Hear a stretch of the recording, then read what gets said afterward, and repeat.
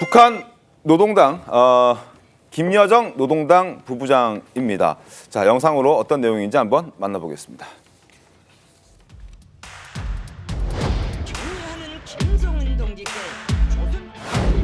동지들, 오늘 우리는 새로운 전술 무기들을 우리 군대에 인도하기 위한 기념식을 하기 위해 특색 있는 행사장에 모였습니다.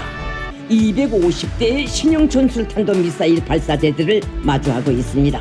국경 지역에서 동료 군사 활동을 담당하게 됩니다.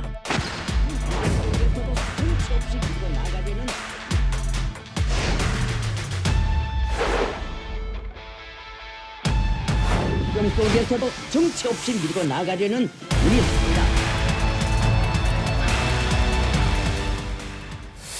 자, 지금부터는 최창렬 교수님 함께 이야기를 나눠보도록 하겠습니다. 교수님, 어서 오십시오. 안녕하세요. 네. 지금 영상으로 저희가 확인을 했습니다만 지금 김여정 노동당 부부장이 지금 이제 후계자로 평가받고 있는 김주애에게 뭔가 의전을 하는 듯한 모습인데요. 저거를 후계자와 부부장으로 봐야 됩니까? 아니면 조카와 고모로 봐야 됩니까? 어떻게 좀 봐야 될까요? 조카와 고모보다는 후계자와 이제 김여정으로 봐야 될 것 같아요. 네. 김여정 노동당 부부장인데 네. 김여정 부부장이 푸틴이 방북을 했을 때도 네. 저런 모습을 보이지 않았거든요. 대단히 꼿꼿한 모습이었고 우리나라 과거에 김장수 장관이 꼿꼿 장군이란 이제 별명이 붙었었는데 그 생각이 이제 떠오르는데 근데 지금 이 김여정 부부장이 자기 조카인데 개인 사적으로는 조카인데 네. 조카에게 저런 모습을 보인다는 거는 권력 관계로 볼 수밖에 없다고 저는 생각합니다. 왜냐하면 저 정도까지 저 자세를 보일 필요는 없는 건데 네. 저건 권력에서 말하자면 김정은, 네. 김정은 위원장의 이제 후계자로 이제 후계자 수업을 하는 걸로 우리가 판단해야 될 것 같아요. 왜냐하면 지금 김정은을 후계자가 별로 없잖아요. 물론 김정은 지금 위원장이 사실 저 후계자의 얘기에서는 아들을 숨겨둔 아들을 후계자로 시키기 위한 어떤 페이크일 수도 있다라는 얘기가 있었는데 저 모습은 후계자로 인정하는 모습이다 이렇게 평가를 하시는군요. 저는 그렇게 보고 있습니다. 그 아들을 지금 이제 일부러 나중에 후계자로 하기 위해서 네. 페이크 저렇게 한다? 그렇게 할 이유가 있나요? 제가 볼 때는 뭐 그건 아주 예민한 문제이기 때문에 네. 여러 분석이 필요할 겁니다.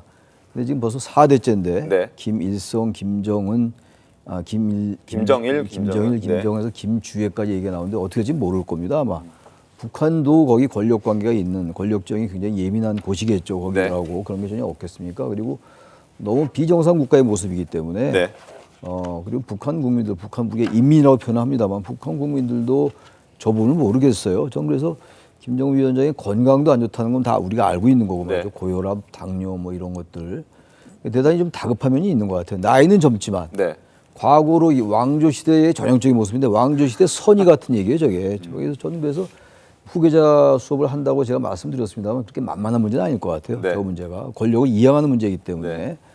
저 부분 좀 여러 가지 측면을 변수를 고려하면서 살펴봐야 될 것 같습니다. 윤기찬 대변인 어떤 생각을 좀 보셨습니까? 저는 일단 북한 사회가 지금 김정은이라는 혈통 문제 갖고만 통치할 수 있는 통치를 거기서만 나오지는 않는다고 보거든요. 이제 민생이라는 문제가 대두되고 있고 실제 엘리트층이 어쨌든 아직까지는 김정은 쪽 그 백두혈통을 이용할 가치가 있다고 좀 봐요.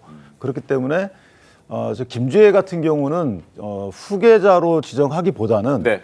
개인적으로 미래 세대잖아요. 네. 그러니까 미래 세대를 위해서 내가 핵 개발도 하고 이렇게 어려움을 견뎌야 된다. 이런 선전용으로 보이고 국제적인 어떤 제재 조치에 대해서 좀 무마시키려는 의도 이런 식의 정권 입장에서 보면 이용하는 측면이 없잖아 있는 것으로 보이고 제가 아까 말씀드린 대로 백두혈통을 끝까지 이어가려고 그러면 사실은 이제 아들 문제가 불거질 수밖에 네, 없고 네. 그러기 위해서는 지금 김주애 쪽으로 후계가 굳어지는 것을 오히려 견제하는 게 아닌가. 그래서 아들의 부상을 위한 공간을 좀 열어두려고 하는 게 아닌가. 좀 그렇게 개인적으로 생각합니다. 알겠습니다. 지금 최창현 교수와는 조금 상반된 어떤 의견을 좀 제시해 주신 것 같습니다.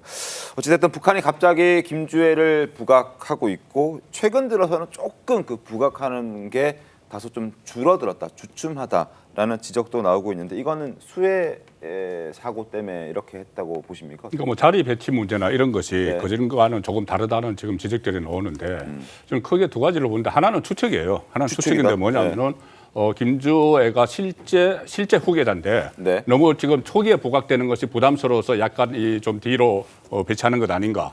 아니면은 조금 전에 말씀하신 대로 진짜 후계자가 아들이 따로 있는데 네. 어떻게 보면 페이커가 너무 부각됐기 때문에 또 이것을 좀 가라앉히는 게 아닌가 이렇게 볼 수 있는데 이거는 추측이죠.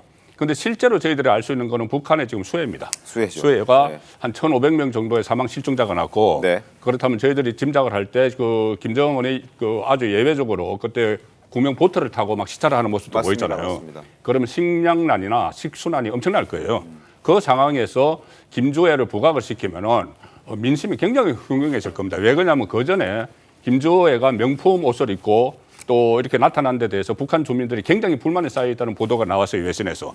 또 특히 이 피부색이나 아니면 통통한 이런 그 모습들이 네네. 북한 주민들 지금 정말 먹고 살기 어려운 북한 주민들이 볼 때는 우리 자식은 저렇게 저 빼빼 마르고 네. 또 피부색도 그런데 왜 저 김주애만 저러나 해서 겉으로 말은 못하지만 속으로는 그게 부글부글 끓고 있다는 외신 보도들이 나왔거든요.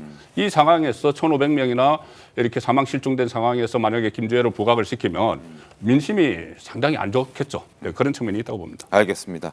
참 알다가도 모를 그리고 알 수도 없는 북한의 모습을 잠깐 살펴봤습니다.